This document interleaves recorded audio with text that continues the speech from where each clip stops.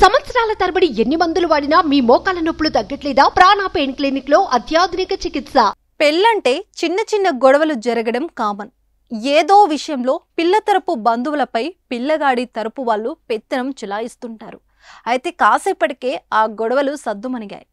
అయితే ఇక్కడ విందులో చేపలు మాంసం పెట్టలేదన్న వరుడే పెళ్లి రద్దు చేసుకున్న విచిత్ర ఘటన ఉత్తరప్రదేశ్లో వెలుగు చూసింది.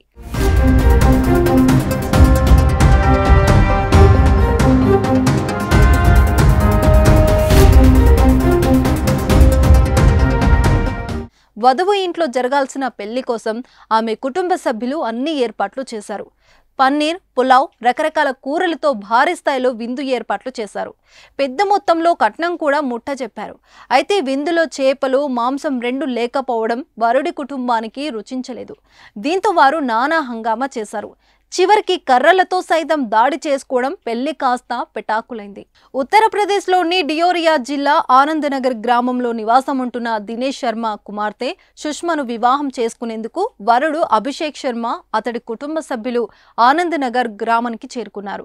అయితే పెళ్లిలో మాంసాహారం లేదనే విషయం వరుడికి తెలియడంతో అతడు ఆగ్రహంతో రెచ్చిపోయాడు. అప్పటి వరకు అంత సవ్యంగానే జరిగింది. పెళ్లి వేడుకలో భాగంగా దండల మార్పిడి కూడా జరిగింది. కానీ నాన్ వెజ్ లేదనే కారణంతో పెళ్లి కొడుకు, అతడి కుటుంబ సభ్యులు దాడికి తెగబడ్డారు. దీంతో పాటు మరికొందరు గుర్తు తెలియని వ్యక్తులు వధువు కుటుంబ సభ్యులపై దాడి చేశారు. ప్రస్తుతం ఈ వీడియో సోషల్ మీడియాలో వైరల్ గా మారింది. పెళ్లిలో నాన్ వెజ్ లేదంటే ఎవడైనా పెళ్లి రద్దు చేసుకుంటారా అంటూ కామెంట్ చేస్తున్నారు.